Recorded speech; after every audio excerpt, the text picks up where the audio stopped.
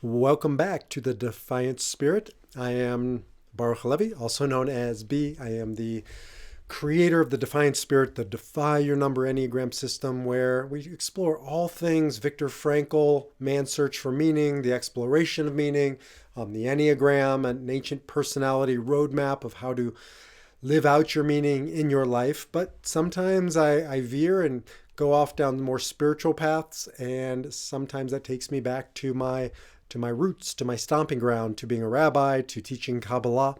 I still consider that my sort of origin story and the foundation upon which I stand. And I really like going back to it with I don't know, a renewed sense of interest. When I was a congregational rabbi, I didn't have a choice. I was expected to talk about it week in, week out. You want to suck the life out of anything, right? Make somebody do something. And like, I did it willingly. I loved it while I did it, but you can only keep something going for so long when it's a have to, not when it's a get to. And so now the holidays are mine. I don't do them for anybody else. I do them for my family, but most of all, I do it for myself. So we engage in the holiday of Passover, and every year I do personal exploration, spiritual preparation for the holiday of Passover. I don't just show up and shove matzah down my throat. I do show up and shove matzah down my throat, but not only. And I can't say that I did personal spiritual preparation back in the day when I was expected to do it. Do Judaism, lead the Passover Seders for the synagogue and all that. It's too hard to be a participant and a leader at the same time. And so one of the things that I've reclaimed over the past few years, it took me a while, is my own spiritual journey and utilizing Judaism as a primary pathway. And it still is a primary, not exclusive, but primary for me and my spiritual development. So I'm going to talk to you a little more about Passover as I've come to really know it, love it, and experience it. But it's not your grandmother, your grandfather's usually Passover story, their understanding. Certainly wasn't my grandfather's understanding. We would go to his house for the holiday, and we would sit down and we'd read, and every single word of thy, thou, them type English to get through the Haggadah, which is the little booklet you use to tell the Passover story, and it had no meaning to me. The kids were just kvetching the whole time. When do we eat, right? Some wonderful memories, but it was nostalgia. It was tradition. It wasn't spiritual work, but now it is for me spiritual work. And this is a sophisticated text. I mean, the book of Exodus, which is what we read from, also known as Sefer Shemot in Hebrew, the book of names, is a deep teaching on identity, on everything that I talk to you about on this podcast. Sometimes using the Enneagram, oftentimes talking about the work of Viktor Frankl. It is an ancient teaching that said the same things prior to Frankl, prior to the Enneagram.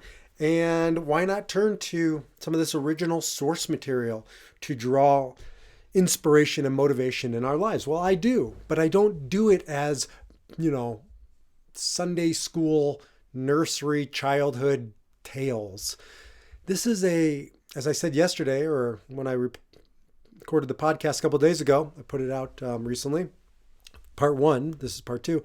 In part one, I said, most of the teachings in the ancient Bible are not rated G. They're not even PG. They're not even NC-17. They're rated X. And certainly you can get into the deeper, darker side of Exodus. I don't think we'll get there today. I want to kind of, keep it a little more succinct. It takes a long time for me to unpack that conversation, but still sophisticated and relevant nonetheless. So when I'm doing spiritual preparation for Passover, I do a lot of writing around my identity. Who am I? And for me, that comes down to, what's my name? Not Baruch Levi, but what's my essence? Because for the Kabbalists, the mystics, the idea of a name isn't the thing that it says on your driver's license.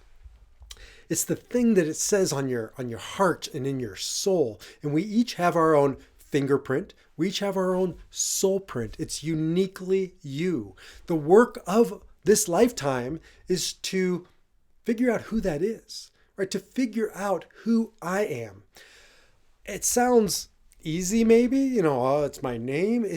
You can't just blurt it out. I can't just say my name. I've got to discover it. And how do you discover it?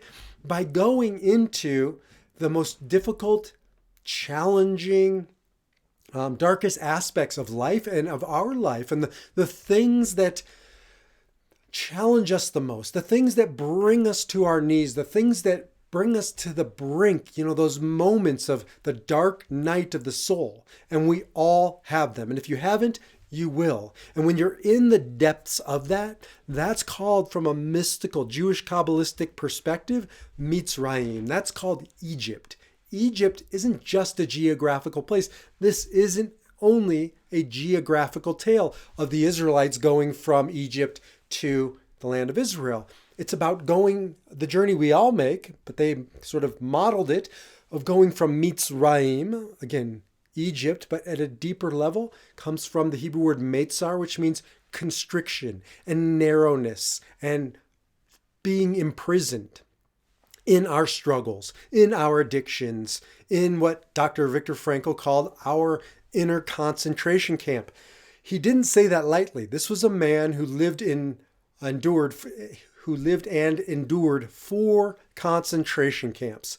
And he said, because people would say to him all the time, but Dr. Frankl, right, I won't ever know a concentration camp, God willing, like you did. So does, this work of logotherapy, of living my meaning, still apply in my life? And what he would say is, you may not have, been in, thank God, Auschwitz or Birkenau or, one of the other concentration camps, but you have known a concentration camp. And if not, you will. What does that mean? Because if you've lost a loved one, if you face depression, if you go through divorce, if you face your own mortality, or, newsflash for you, when you go through your dying process, you will know an inner concentration camp. You will know what it's mean to be reduced, to go through that place of narrowness. I've counseled many people who have described the dark night of the soul exactly like that, exactly like he describes suffering in the Holocaust, right? Where you're hopeless, you can feel nothing but despair, you're brought to the brink of sanity, of not wanting to live. And so that is an inner concentration camp. And we all have known it, or we are in it right now, or you will know it. But the message of the Exodus, of the story of Passover, is, and Dr. Frankl and so many other great men and women throughout history, is you don't have to be defined by those circumstances. You don't have to be reduced by those circumstances. You don't have to succumb to those circumstances. No, you can't control your circumstances. But what is at the heart of Viktor Frankl's message, logotherapy, and almost every conversation we have together, is that you don't have power over your circumstances, but you have the power to choose your response to those circumstances. And that's the message of the Exodus. That's the message of Moses and the Israelites journeying from Mitzrayim, narrowness, to a place of Israel, expansion or freedom. And that's the message of Passover. And so you can see or listen to yesterday's podcast about, it's not called Exodus in Hebrew. The second book of the Hebrew Bible, remember Genesis, Exodus is Shemot. Shemot means names, and it's a story about identity and what happens when we forget who we are, when we forget our essence, or Frankl would say our why. He or she who knows their why can endure anyhow. When you don't know your why, you can't endure anyhow. When you don't know your essence, when you don't know your name, you lose your way in life. And so the journey of the Exodus, of the Book of Names, is about reclaiming our why, reclaiming our purpose, reclaiming our name, collectively, individually. And that's the work of Passover, to reclaim your name, to take back your power from all those Mitzrayims, from all those constricting places that bring you that sense of Mitzrayim, that sense of narrowness, that feeling of being imprisoned, of feeling like you're trapped within your own inner concentration camp. I don't care what it is. When you give away your power to someone or something outside of yourself, you end up forgetting who you are, why you're here. You forget your essence. You forget your power. You forget your name. We all do it all the time. That's why we have the holiday every year. So we can check back in to see, where have I given away my power? Where have I lost my sense of my why, my purpose? Where have I forfeited my name? Okay, so the book of names opens up with a few names of all of the survivors of the generation of Jacob, and then Jacob's sons, which become the 12 tribes, and then their generation after them, and so on and so forth. And then eventually they lose their way, they lose their identity, they lose their names, and they end up in slavery. They end up being incarcerated by the Pharaoh, by the Hitler of their time, who reduced them to no longer human beings. He reduced them to slaves. I think I mentioned yesterday, but one of the things that almost all genocides have in common is that a people is reduced to something less than people. They're reduced to other. They're reduced to animals or less than animals. One of the things Hitler did was he took away the individuals' names, the individual Jewish people's names, and he replaced them with what? With numbers. So Viktor Frankl had on his arm 119104 because he wasn't Viktor Frankl to them. He was a number. You can't murder another person, another human being when you look into their eyes, when you know who they are, when you know their name, but you can put numbers into a gas chamber and reduce them to ashes. And so if you look at all genocides, there's a process of reduction, reducing, dehumanization, reducing them to numbers, which is the opposite of a name. So this is a story about how to reclaim your name. And there are many ways that that is explored and experienced in the teaching and in the holiday of Passover. Today, I just want to talk a little bit about reclaiming your name. And then hopefully I'll get to a part 3 if I don't run out of time before Passover, and we'll talk about different rituals around the Passover Seder table to do that. But I want to pick up where we left off yesterday, which was we go from all those names at the beginning of the story and then to a bunch of pronouns. Pronouns depersonalizing the story. So it's no longer about Moses, Moses' mother, Moses' sister, Moses' father. It's just about he and him and her. And the story talks about Moses' origins, right? His mother having relations with his father, watched over by his sister, because remember, his mother put him in the Nile in a basket to save him because there was a decree to kill all baby boys. But none of this revolves around names because all of that is gone. The book of names no longer has any names because it's a book about identity, and these people have lost their identity. And it's a book about reclaiming identity. Well, how does that happen? One of the great teachings of the Passover story of the book of Exodus is not usually taught this way.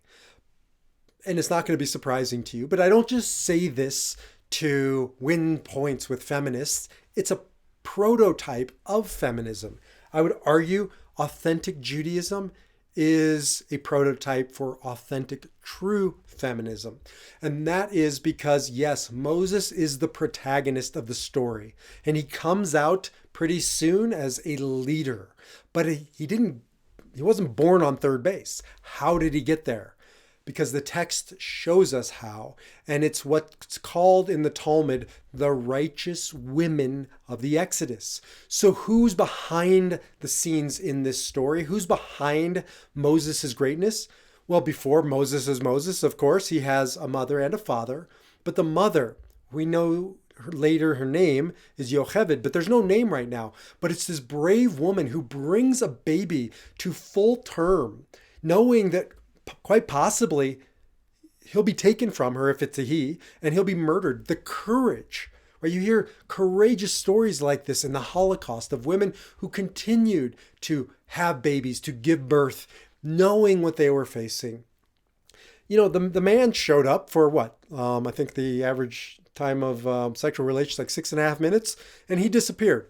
The woman carried this baby to term for 9 months under those circumstances. Bravery behind every, you know, great man. There's a even greater mother, a greater woman, and that it's not where it ends, because then his sister watches over him while he's in the Nile, and so another woman that gives this boy the opportunity to live, and then from there the baby goes down the Nile, baby Moses, who hasn't been named yet, and the daughter of Pharaoh finds him and brings him to into her world and nurtures him and gives him life.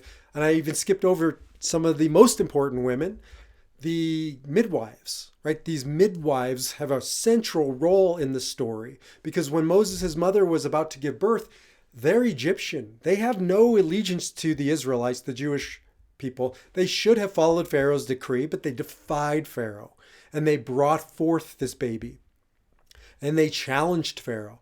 Whenever I read that story about these midwives, I think of Rosa Parks, right?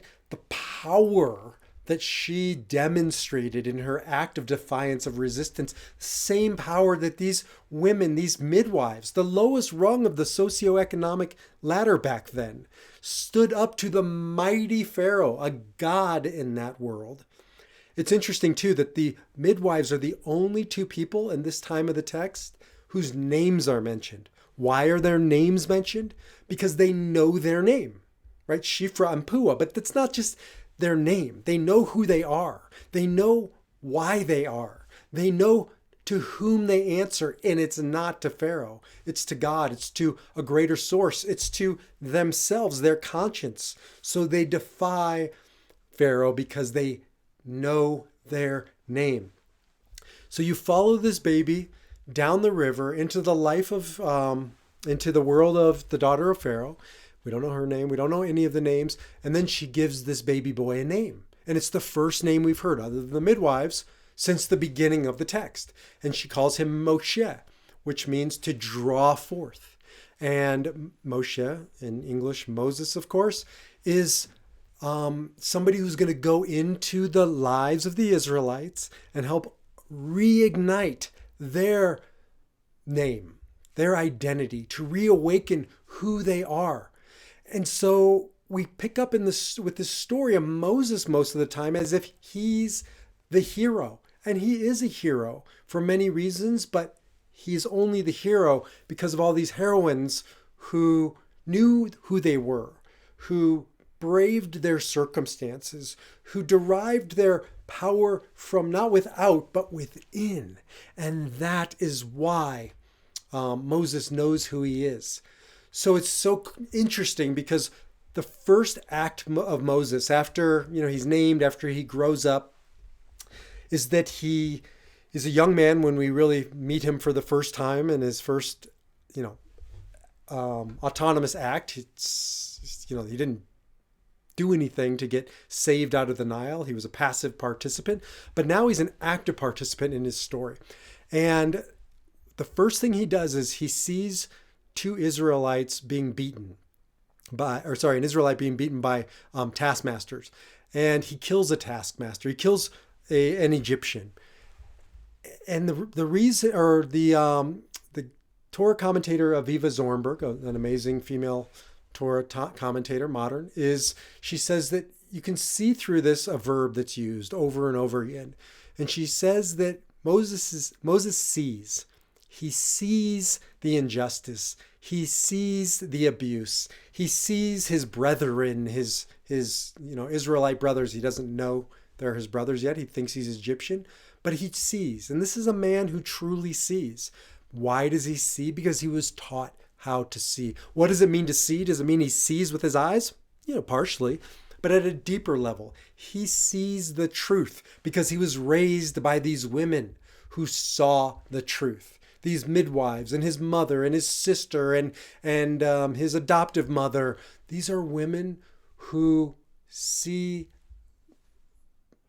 themselves, who see their power, who see and know their name. And so they taught this to this man, and Moses grows up and he goes out and he sees the world, and he sees through the abuse of power, and he sees through the injustices, and he sees what needs to be done. And so his first act, not coincidentally, is that he goes out into the world and he does what's right. And then he goes on to awaken the people in different ways, but not the least of which is to give them a sense of vision, give them a sense of hope. He helps them see what's possible for themselves. He helps them to reawaken that spirit within themselves. But he's not alone in doing that. So I'm not going to go too deep into it. Maybe I'll do it next year because it's just worthy of an entire treatise upon itself. But there's one last group of women. I guess we'll wrap this one up with the righteous women of the Exodus. Moses wasn't ultimately the one, according to the mystical tradition, that awoken the spirit of the men, the male Israelites, to fight back, to take back their power, to make the journey from slavery to redemption. It was actually another group of women, according to the mystical tradition. And who were those other women besides Moses' mother and his sister and his adoptive mother? It was all of the women who were married to the men. It was the wives of the Israelite men, because the Israelite men had lost their will to fight. And traditionally, it has been men that have gone to fight, to defend the tribe. And still to this day, it's disproportionately men who are casualties of war. And so we always needed, and we probably always will need, men to step up and to confront abuse of authority and go to war when necessary. The problem is that this group of men had lost their will, had lost their power, had lost their name. They'd forgotten who they were. And so there's lots of different proof texts to show that the reason why these men remembered who they were is not because Moses showed up and gave a great TED talk. I'm sure he was, compelling in his own way, although it says, he's not the most eloquent of speech. So maybe not, maybe he wouldn't be giving a good TED talk, but he didn't need to. Why? Because it wasn't him that called the men to arms and to regain their strength. It was their wives. And how did that happen? Because the women of the Exodus retained a memory of their greatness. They retained a sense of their identity and knew who they were. And they imparted that to their husbands, to their men. And how did they impart that? According to the tradition, they did that through sexuality, through playing with their husbands, sneaking off down to the river. They're in separate barracks, and they'd find their partner, and they'd go down to the river bed, and they would take some fish, and they would take some wine. They would, store it up and sneak down there and have a little rendezvous. And in that moment, right, of sexual foreplay and reclaiming that spark, the spark in their men's eyes lit up and was reawakened, and their identity was reawakened. And you can imagine, right? All they knew was backbreaking work. All they did all day long was build the pyramids for the Pharaoh, and they lost their sense of being a man, of being human being. They felt like animals. But their wives, first of all, knew the way to their husband's heart, but secondly, they also restored a man's identity. An ancient radical text, and it goes much more intricate than this. I don't have time to go down this path, but nonetheless, they played sex games with their husbands, and husband and wife made love down on the banks of the river. And when these men came back to the barracks, they were not the same, because they got a taste, a glimpse of who they were. They had a memory of what they were and where they came from, and had within them reawakened this piece of the divine, this piece of their true identity, their true power, their true name. And so this is what's set in motion the Exodus. This is what set in motion the desire to do what it would take, and it would take a lot, to climb their way out of the prisons of Egypt and make the long journey back to the land of Israel. But that's what this is a book about. It is about remembering your greatness, remembering your power, reigniting it however you want. That's one way. But really thinking about the ways that you've lost that spark, that divine spark. In Hebrew, it's called ruach, your breath, your energy, your spirit, and making the journey back to freedom by remembering who you are and where you've come from, remembering your name. So I'll pick up in the next podcast tomorrow about what happens around the Passover table to reawaken the Exodus, because it's not that, although, maybe that happens the night before in the bedroom, but that doesn't happen around the Seder table. But what does happen are rituals to reignite the spirit. That was one way. There are many ways. And it's a very powerful tale when you start understanding that what's supposed to happen around the Seder table is not just eating matzah, is not just saying ancient words, but it's different rituals to help us break through our addiction, to help us break through our struggles, to help us break through the ways that we have become reduced, imprisoned, stuck in our lives. And there are many ways, but it always comes back to awakening our spirit, awakening our ruach, our energy, and remembering who we are, remembering our greatness, remembering our name. And so this is a really important teaching about the righteous women of the Exodus and their courage, their resolve, their resilience, instilling it into their husbands, into their sons, into their people, and setting in motion this great ancient myth that also plays out in our modern lives in so many ways. But it's a holiday and it's a story about remembering who you are, remembering your greatness, your spirit, remembering your name. And so that is part 2. You can listen to part 1 again. Prior to this, around the role of names, this is again about reawakening our name. And then part 3 will be about sharing, telling the story of our name. So thank you for tuning in. I know this is a little different vibe than normal, and thank you for just letting me riff. It's a little more sermon-esque than my usual conversations, but I'm having fun. I hope you appreciate it and would love to hear from you about who you are, your journey, how you've lost your name, how you're reclaiming or you reclaimed your name, and how you're living out your name in this lifetime. Until then, defy your number and live your name.